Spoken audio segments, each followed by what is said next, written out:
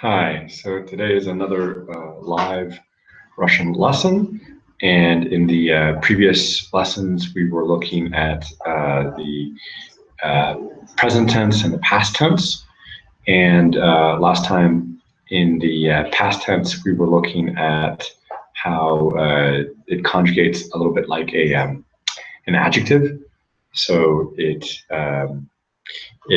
has a masculine singular form, a feminine singular form, a neuter singular form, and then a plural form. And to and in the previous lesson before that, we were looking at the present tense, and you basically have two types of verbs in Russian. You have what's called a imperfective verb and a perfective verb, and the imperfective verbs are usually actions that are kind of in progress and are or considered part of a process and are not the result of that process. So if I read and I say like I am reading a book, it's the action that's in progress that is emphasized with an imperfective verb. If you take a perfective verb, it is read from the beginning to the end and finish. And by nature of those verbs, a perfective verb of a start and finish technically does not exist in the present tense. So the only verbs that you will be able to conjugate in the present tense are imperfective verbs to say like I'm reading this, I'm watching a movie. And when you move into the past tense, that we saw last week, you can have a action in progress in the past, which is kind of in other languages that would be the imperfect tense, or in English it would be like a past progressive, like I was reading. It does not mean you finished that action.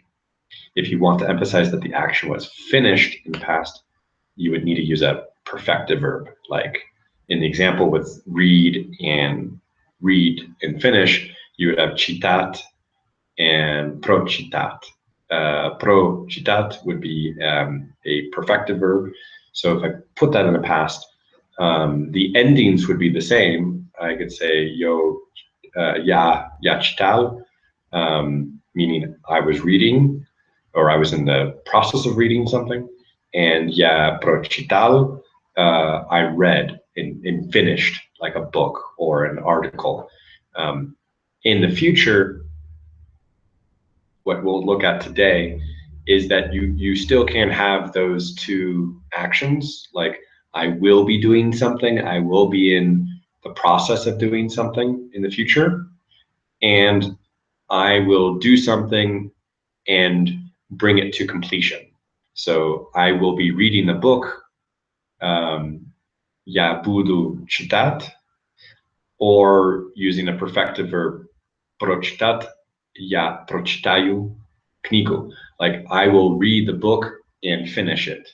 So that's kind of like a, you need to think of these verbs, and often you'll see these verbs as pairs.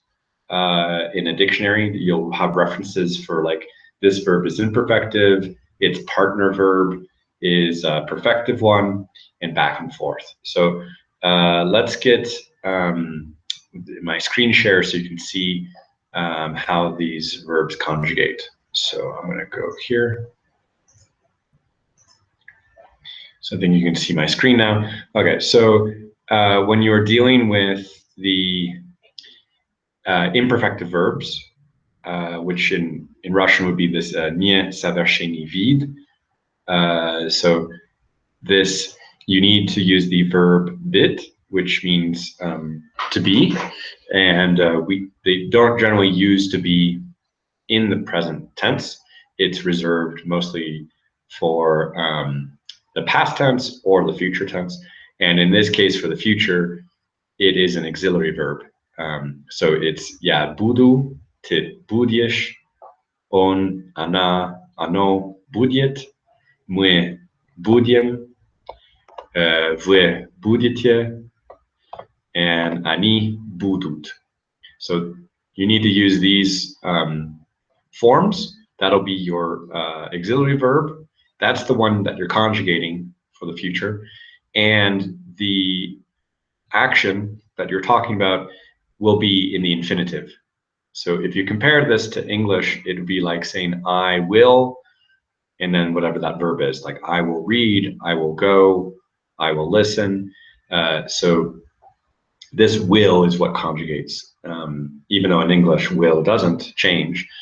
Here it changes in Russian. So this complete form here. So I will be reading, I will be in the process of reading. Я буду читать, ты будешь читать, он будет читать, мы будем читать, вы будете читать, они будут читать.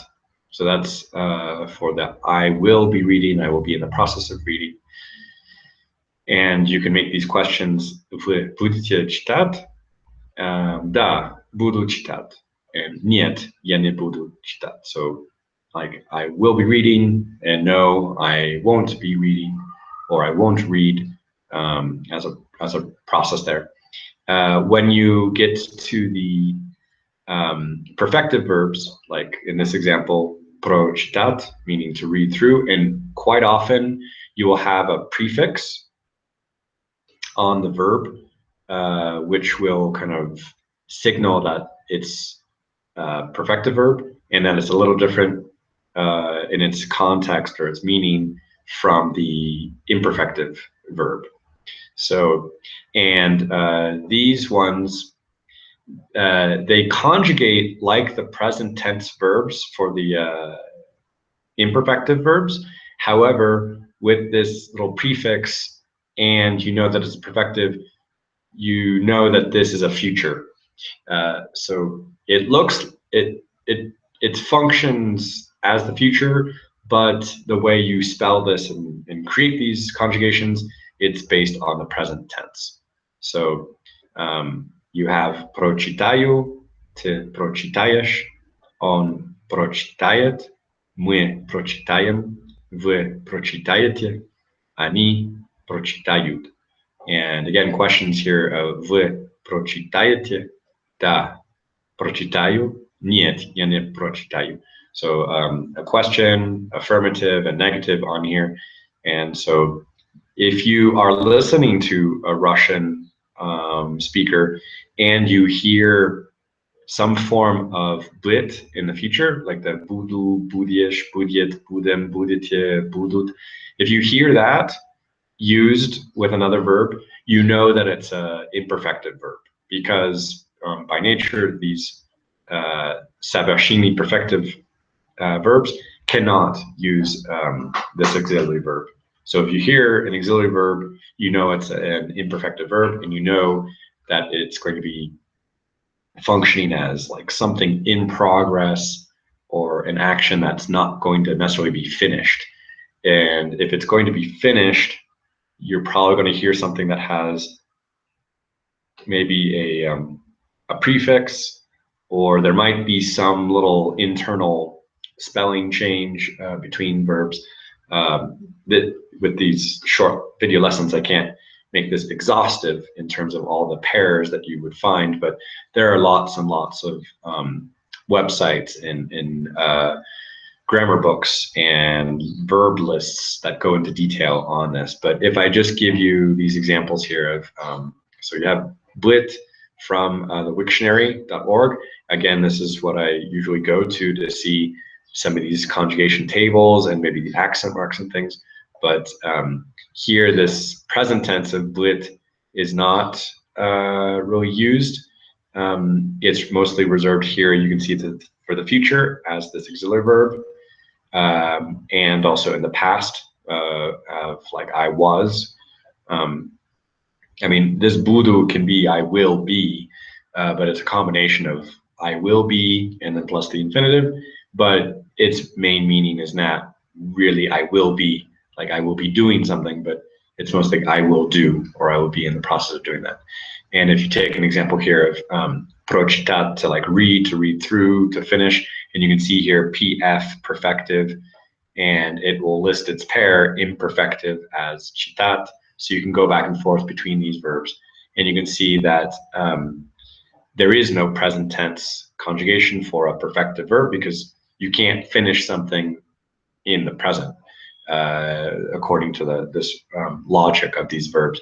But you can finish something in the past. So procital, procitala, procitalo, procitali, and you can finish something in the future. So like I will finish this procitayu, procitayesh, procitayet, procitayam, procitayete, procitayut for those ones. And if I go back to the citat, the imperfective verb, this with its conjugation, this will load in a second here. Here you can see that there's a present tense, a future tense, and this past tense on there. So you have citayo, and as you see, this present tense is the base for that perfective verb of procitat. And its future, because it's an imperfective verb, is using this auxiliary verb blit for budu citat, budiesh citat, budiet citat, budiem citat, buditie citat, budut citat. And the past tense here, cital, citala, cital, citali. So there, I mean, it looks very basic, very simple on paper. You just have these three tenses in Russian. However, it does take some practice to recognize in the usage, should I use a imperfective verb or should I use a perfective verb? Which is basically a question you use in the past tense and in the future tense, because in the present you can only talk about imperfective verbs. But you basically just have those three tenses. And once you kind of figure out how they function, and it's not too complicated to create those conjugations, it's more in the usage to recognize the differences. And one tool that I would recommend using is the verb conjugator that I created. This is for the that's for the nouns and adjectives, but I have this for these Russian sentence generator, and this is going through all of these verbs that you've seen here. So you can conjugate with any of these subject pronouns, like ya as a man, ya as a woman, we, you as a man, you as a woman, and vle and he, it, she, and they.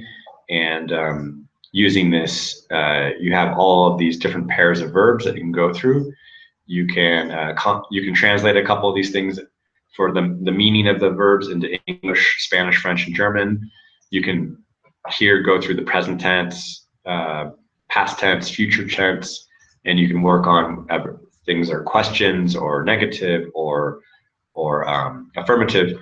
So if I had these, this one like plit, I think that's related to something with swimming, and yeah, to swim, float, sail, navigate, and that's as a movement verb. But movement verbs, that's something later to look at for Russian grammar. But you can go through these conjugations here and test yourself, and it's a pretty useful tool that I created for these conjugations. And as you'll see, if you take, it'll have the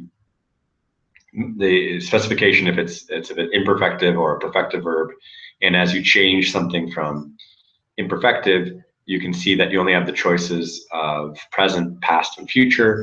And if you switch it to perfective, you can only use it in the past or future because you don't have a present tense for a perfective verb. So I would definitely recommend using this tool. And but yeah, that's basically going to kind of cover what you would be looking at for these three tenses in Russian. So here for today, yeah, just using bit as the auxiliary verb for the imperfective verbs. And if it's a perfective verb, you need to work with probably something with a prefix and using these endings, which would be similar to the present tense. So, and let me just see. But I hope you have found this useful. And if you have any comments, you can leave these on the video, or let me know as a comment or a message, or even in the Facebook group for the language exchange, where I'm interacting with a lot of native speakers and learners in there. So leave a comment there if you have any questions on this, but please like, share, comment, subscribe to these videos, and I'll keep making more. And so I think next week we'll be looking at some of these kind of interjections and little bite-sized phrases that people throw in to make their speaking a little bit more natural, authentic. So things like, oh, really? I didn't know that. Oh, yeah, those little kinds of things that you would put in there. And so I'm still working with a lot of native speakers to kind of gather that list of these expressions, but we'll cover some of the more frequent ones. But thank you very much for watching, and have a good day.